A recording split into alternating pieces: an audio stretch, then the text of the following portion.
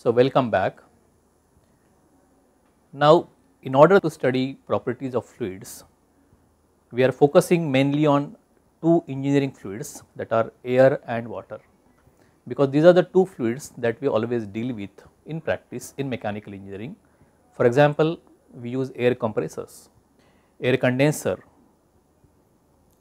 and similarly what we have is water for various cooling purposes, for various heating purposes in heat exchangers. So, these two fluids are predominantly used in most of the applications in mechanical engineering.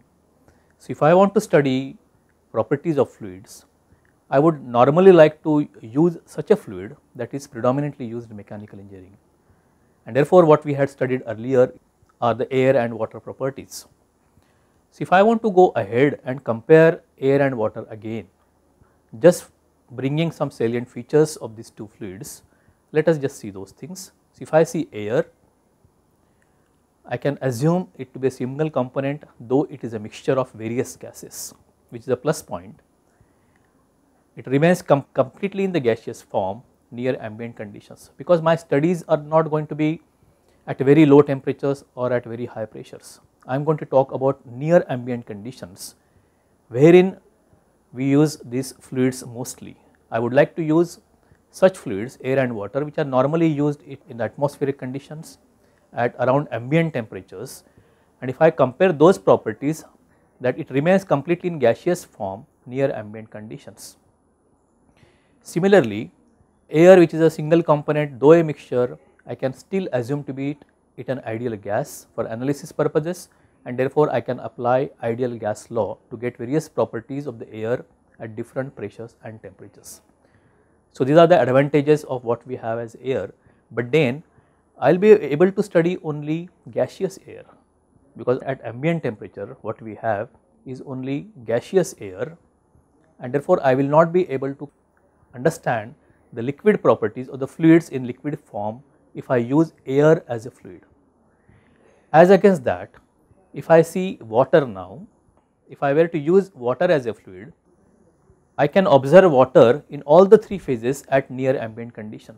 So, when I say ambient condition, it is around room temperature up to, let us say, 100 degrees centigrade and 0 degree centigrade, and for atmospheric pressure I can see that water exists in all the three forms, and I normally use all these three phases for various engineering applications too. So, I can use liquid and gases in a predominantly more forms than solid form, but still I can get solid ice, liquid water and gas vapor in the form of steam. All these three phases or the mixture of these phases, all these which constitute water as substance, they exist in near ambient condition. As far as air is considered, I got only gaseous air near ambient condition. The boiling point of air is much below room temperature, and therefore out of these two fluids, two engineering fluids, if I were to study water or air for fluid, I will always prefer water, because water exists as a pure substance even if we got two phase mixture of water, while air is not, and I can study the gases as fluids and the liquids as fluid also as far as water is considered. So, I am very happy with water if I want to study fluids, because I can study gases and liquid both.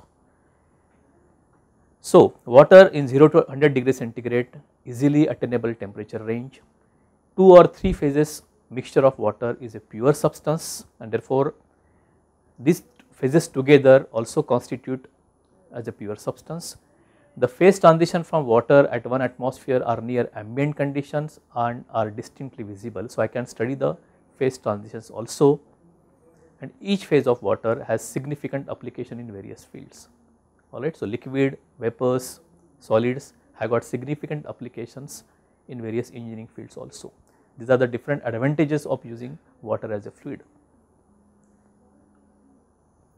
So, if I were to study properties of fluid, if I go for water, the fluids which I want to study in the form of gases and liquid, water exists in all these forms.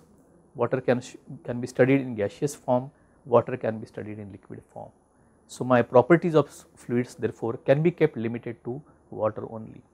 So, here afterwards now therefore, if I want to study properties of fluids, I will study the properties of fluid through water, where I can have the gaseous phase, I can have liquid phase also, and I can have a combined gaseous plus liquid phase which is also a pure fluid. And therefore, I conclude that my study of fluids, properties of fluid can be understood from study the properties of water henceforth. So, my further discussion now will revolve around water vapor, water in gaseous phase, water in liquid phase, and water may be gas plus liquid also together.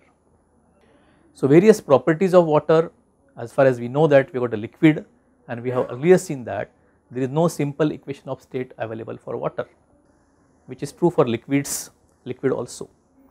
The properties of fluids therefore can be understood and obtained by two methods here, and therefore we can use graphical methodology to get various properties of the, for water we can have a Mollier chart which gives you some conceptual understanding. We can't get actual accurate values because it is a graphical method, but what normally we refer to get the properties of water is a tabular method where we use steam tables, which is basically collection of all the experimental data that they have done, and with some property relations they have acquired the data for other points.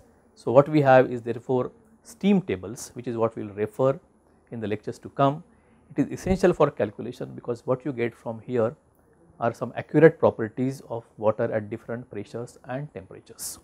So, we got steam tables, which is what we will refer in future studies. So, summarizing what we have learnt what is a pure fluid, what is a impure fluid, the difference between the two. Then we concentrated on two basic engineering fluids that we normally use in engineering practice, which is air and water, and ultimately we concluded that we would like to study water in order to study fluids, and we will then go to study the properties of water in the discussions to come.